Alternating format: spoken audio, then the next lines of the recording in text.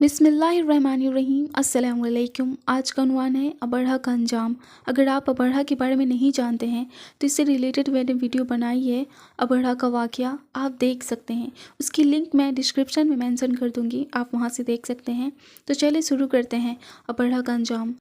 Abraha के हाथी को उठाने की मुसलसल कोशिश की जा रही थी कि अचानक समंदर की तरफ से उनकी तरफ अल्लाह ताला ने अबाबीलों को भेज दिया। वो टिड्डियों के झुंड की तरह आईं। दूसरी तरफ अब्दुल मुत्तलिब मक्का में दाखिल हुए, हरम में पहुंचे और काबा के दरवाजे की जंजीरें पकड़कर अबरहा और उसके लश्कर के खिलाफ फतह की दुआ मांगी। उनकी दुआ के अल्फाज ये थे: ऐ अल्लाह, ये बंदा अपने काफ़िले और अपनी जमात की हिफाजत कर रहा है, तू अपने घर यानी बैतुल्लाह की हिफाजत फरमा। अबरहा का लश्कर फतह ना हासिल कर सके, उनकी ताकत तेरी ताकत के आगे कुछ भी नहीं। आज सलीब कामयाब ना हो। सलीब का लफ्ज़ इसलिए बोला कि अबरहा ईसाई था और सलीब को ईसाई अपने निशान के तौर पर साथ लेकर चलते हैं। अब उन्होंने अपनी कौम को साथ लिया और हिरा पहाड़ पर चढ़ गए, क्योंकि उनका ख्याल था कि वो अबरहा का मुकाबला नहीं कर सकेंगे। और फिर अल्लाह ताला ने परिंदों के झुंड भेज दिए। ये परिंदे चिड़िया से कदरे बड़े थे। उनमें से हर परिंदे की चोंच में पत्थर के 3-3 टुकड़े थे। ये पत्थर परिंदों ने अबरहा के लश्कर पर गिराने शुरू कर दिए। जो ही पत्थर उन पर गिरे, उनके टुकड़े टुकड़े हो गए, बिल्कुल इसी तरह जैसे आज किसी जगह ऊपर से बम गिराया जाता हो, जिस्मों के टुकड़े टुकड़े हो जाते हैं। अबरहा का हाथी महमूद अलबत्ता उन कंकड़ियों से महफूज रहा, बाकी सब हाथी तहस नहस हो गए। ये हाथी 13 अदद थे, सब के सब खाए हुए नहुसत के मानिंद हो गए, जैसा कि सूरतुल फैल में आता है।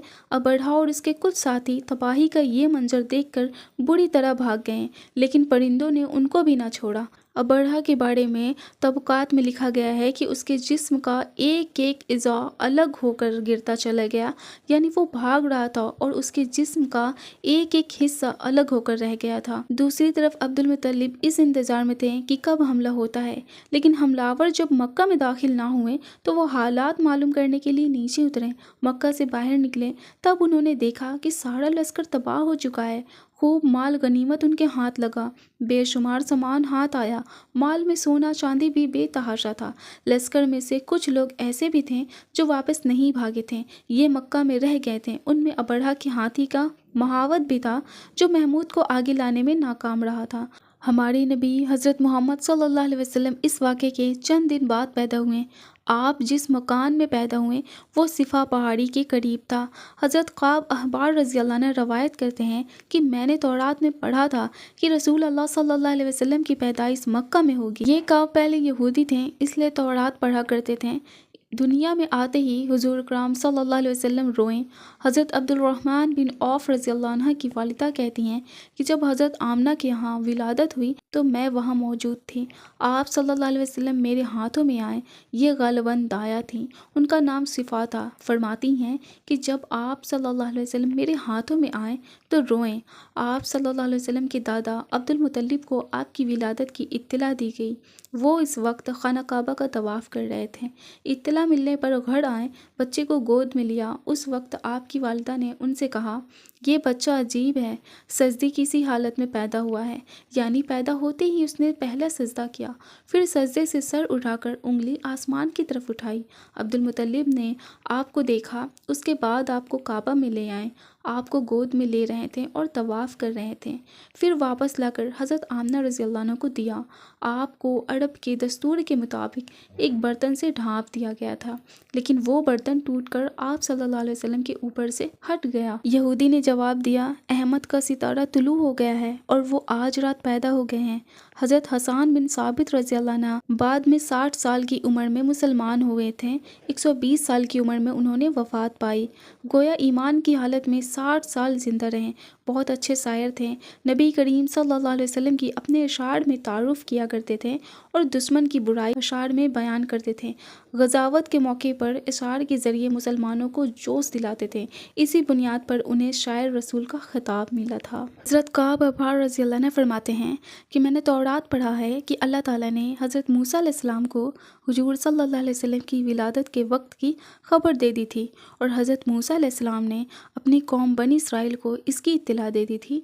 इस सिलसिले में उन्होंने फरमाया था تمہارے نزدیک جو مشہور چمکدار ستارہ ہے، جب وہ حرکت میں آئے گا تو وہی وقت رسول اللہ صلی اللہ علیہ وسلم کی پیدائش کا ہوگا۔ یہ خبر بنی اسرائیل کے علماء ایک دوسرے کو دیتے چلے آئے تھے، اور اسی طرح بنی اسرائیل کو بھی حضور صلی اللہ علیہ وسلم کی ولادت کا وقت یعنی اس کی علامت معلوم تھی۔